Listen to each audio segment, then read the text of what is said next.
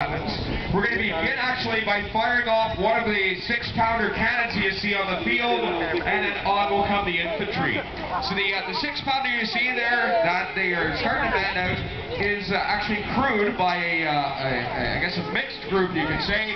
The fellers in green are part of Colville's Western Rangers, a unit that was formed here in Essex County in the spring of 1813.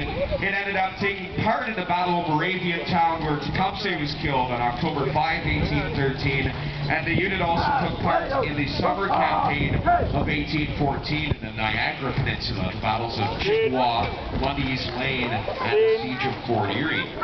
There's also a feller in blue who's just lighting the linstock behind the captain. He's a member of the Royal Regiment of Artillery, and the fellers who are actually trained to fire these cannons.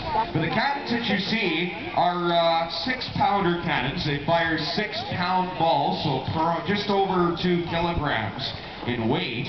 And they typically with the round shot, you're using that for fire, and it has a maximum range of approximately 1,000 meters. For closer range, however, they had a much better system. They had an excellent anti-personnel projectile known as canister shot. And essentially it's a tin can, sort of like a soup can, filled with 80 to 100 musket balls. When you load it down the barrel, and when you fire the cannon, the explosion of the black powder actually rips apart the tin, exposing those metal balls to go flailing against the enemy. It's kind of like turning one of these cannons really into a massive shotgun. So they're extremely hazardous to your health if you were within 200 meters of one of these guns. So they're going through the procedures to load it, and the first thing you would always do is check the interior to make sure that there's nothing actually down the barrel. 200 years ago, that they're basically doing it to make sure that the remnants of the last round that you fire are actually out of the barrel. There's nothing in there that could ignite a new charge that you're introducing. Today it's more for bird nests, bees nests, garbage, and beer bottles. So the next thing you see that he's putting in, it looks like a giant oversized Q-tip. And it's the sponge for the piece. It's wetted down and introduced into the muzzle. That way you're wetting the inside slightly, hopefully extinguishing any of the extra sparks, but also that thump that you just heard, it indicates there's a vacuum in the inside of the barrel, meaning there's no oxygen, thus no fire.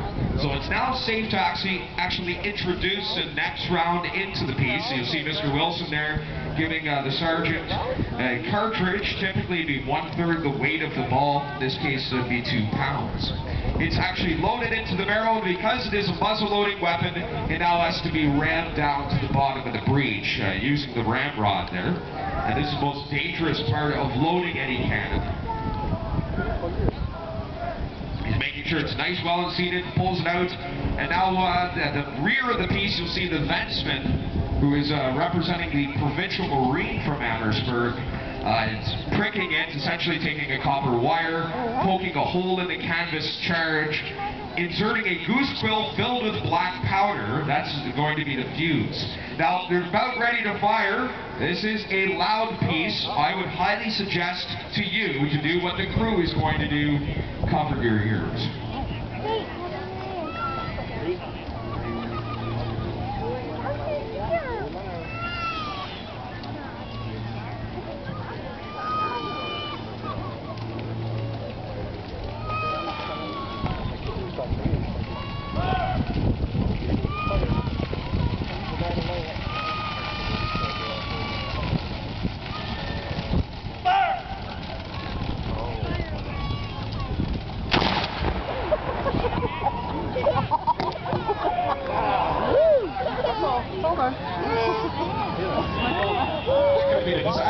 Okay, so the firing of the cannon has begun, and now the infantry are marching onto the field. We have a number of units that are represented here. The fellers in red, the big red line, they represent the 34th Regiment of Foot, a regiment that was stationed here at Fort Malden in 1838 during the rebellion period.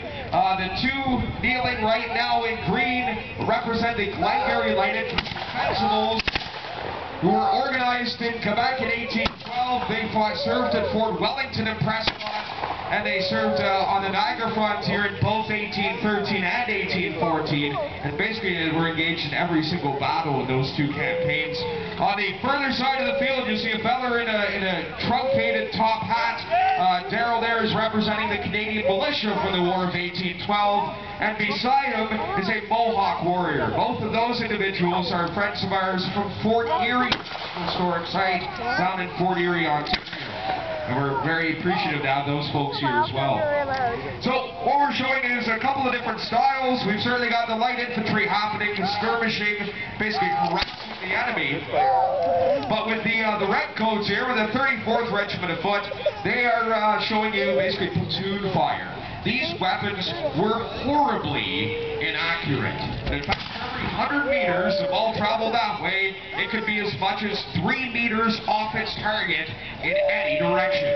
So really, by myself, I'm not going to be able to hit the broadside of a barn at 100 yards. So what they would do is they'd actually use what are known as linear tactics. Standing in a big long line, point the musket in the general direction of the enemy, fire at the same time. Now you get a wall of lead flying down the field. The whole point, or the whole theory behind linear tactics, you're hoping at least one of those soft lead balls is bound to hit somebody on the other side.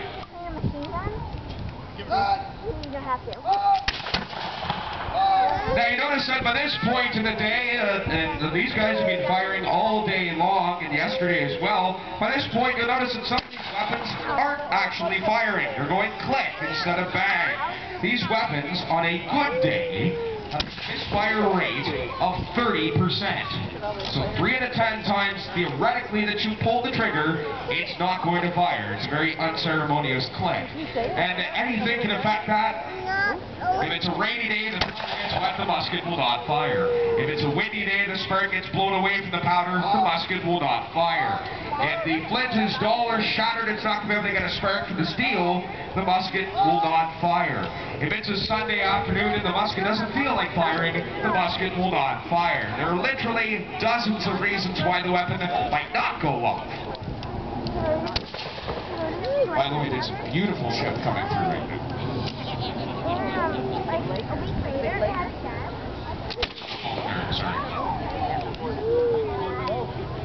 You can also see the different styles of loading in. You see Mr. Drillard there, the blonde fella in the middle of the field, loading the weapon on his rear. So this is one of the lying down procedures for loading these muskets.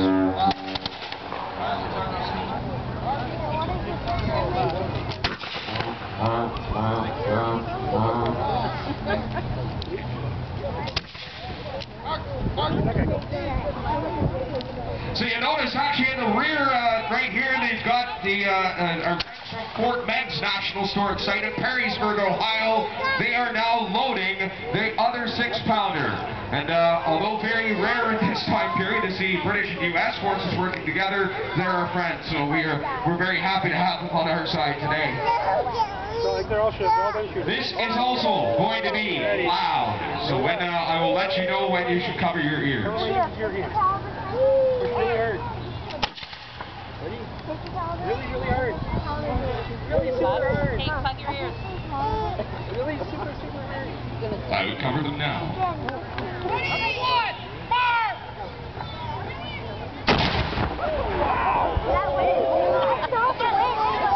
Ladies and gentlemen, that is the flintlock era of the War of 1812 and the Rebellion of 1837. Thank you very much, guys. Well done.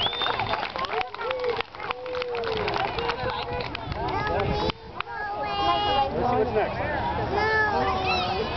One guy.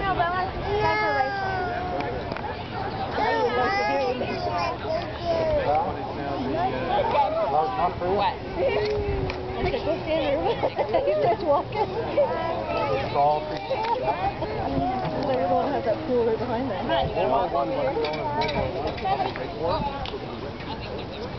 As soon as they got it secure, we're going to move up about 100 years in history to our first of the 20th century, the Great War reenactors we have from the Great War Society.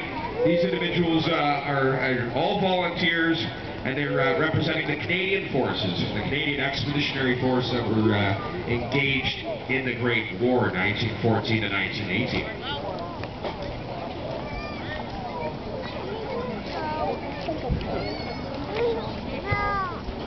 World War II guys come. When the World War II guys come over, okay? And we'll look at the tents and whatever we have. I think Brenda here was one of them.